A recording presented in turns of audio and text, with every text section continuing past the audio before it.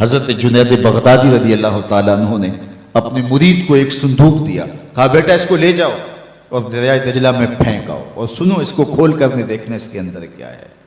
کامل مرید وہی ہوتا ہے جو شیخ کے راز کی حفاظت کرے۔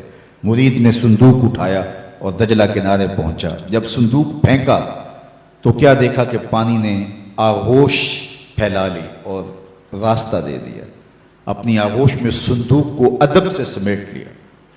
بڑا عجیب منظر دیکھا کہ صندوق پھینکا تو پانی کھل گیا، تو واپس آیا اور شیخ سے کہا حضرت یہ منظر میری آنکھیں نہ دیکھتی تو کبھی سوال نہ کرتا، اب مجھے تسکین نہیں آئے گی جب تک آپ بتائیں گے نہیں۔ مجھے بتایا جب صندوق میں تھا کیا جس کے لیے پانی نے بھی راہیں چھوڑ دی۔ تو فرمایا بیٹا تم نے منظر ہی ایسا دیکھا ہے، اگر میں راز سے پردہ نہیں اٹھاؤں گا تو تمہیں قرار نہیں ملے گا۔ سنو، میں نے 12 سال کی محنت شاقہ سے تصوف کے اسرار و رموز پر ایک کتاب لکھی اور پھر 12 سال اس کی نوک پلک سوارتا رہا کہ اس کا کوئی جملہ شریعت کے مزاج سے متصادم نہ ہو، شریعت کے مزاج سے ہٹ کر نہ ہو۔ 12 سال کتاب لکھتا رہا، پھر 12 سال اس کتاب کو دیکھتا رہا کوئی ایک حرف بھی، ایک جملہ بھی شریعت بیضا کی مخالفت میں نہ ہو۔ حضرت سیدنا عمر رضی اللہ تعالی عنہ کا ایک قول ہے، اور مبلغین کے لیے، علماء کے لیے، پیران طریقت کے لیے اس میں بہت روشنی ہے۔ آپ فرمائے یہ نہ دیکھو کہ تمہاری وجہ سے کتنے لوگ ہدایت پہ آئے، یہ دیکھو تمہاری وجہ سے کوئی گمراہ تو نہیں ہوا۔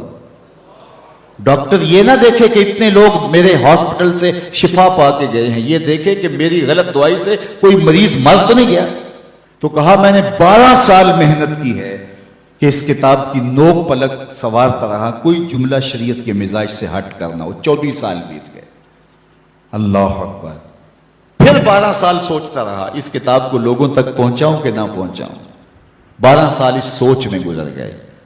آج 36 سال گزرنے کے بعد میں نے فیصلہ کیا کتاب اللہ قرآن مجید کے ہوتے ہوئے لوگوں کو جنید کی کسی کتاب کی ضرورت نہیں ہے، اور یہ جو تم صندوق میں پھینک کے آئے ہو یہ میری 36 سال کی کمائی تھی۔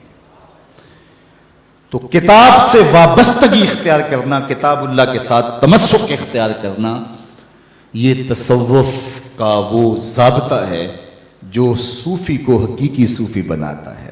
کہ دوسری بات والاقتداء بسنت رسول اللہ صلی اللہ علیہ وآلہ وسلم، حضور کی سنت کی اتباع و اقتداء، یہ دوسرا کام ہے جو صوفی کے کرنے کا ہے، اور جس کی طبع میں یہ چیز راسخ ہوتی ہے اور اپنے سالکین کو یہ چیز سکھاتا ہے کہ ان کی طبیعت میں حضور علیہ الصلوۃ والسلام کی سنت کو راسخ کر دے، حضور علیہ الصلوۃ والسلام کی اتباع ان کے اوپر لازم قرار اس انداز سے دے کہ ان کی نشست و برخاست حضور کی اداؤں کی مطابقت میں ہو۔ خلاف پیمبر کسے را گزیر، ہرگز نہ خواہد بمنزل رسید۔ سادی بولتے ہیں کہ کبھی سوچے بھی نہ کوئی کہ حضور کے راستے سے ہٹ کے منزل نصیب ہو جائے اس کو، بلکہ آگے کہا مپندار سادی کے راہ صفا، تواں رفت جز بر پے مصطفیٰ۔ سادی سوچنا بھی نہ، کبھی گمان بھی نہ کرنا کہ حضور کے راستے سے ہٹ کر کسی راستے پہ چلے اور تجھے منزل نصیب ہو جائے۔ منزل تو رسول اللہ کے قدموں تلے۔ تو اس لیے منزل تک پہنچنے کے لیے حضور علیہ الصلوۃ والسلام کی اتباع کرنا ہوگی، اور یہ صوفی کے مزاج میں چیز راسخ ہو تو اس کا تصوف حقیقی تصوف ہے، اور وہ حقیقی رنگ کے اندر آگے بڑھا۔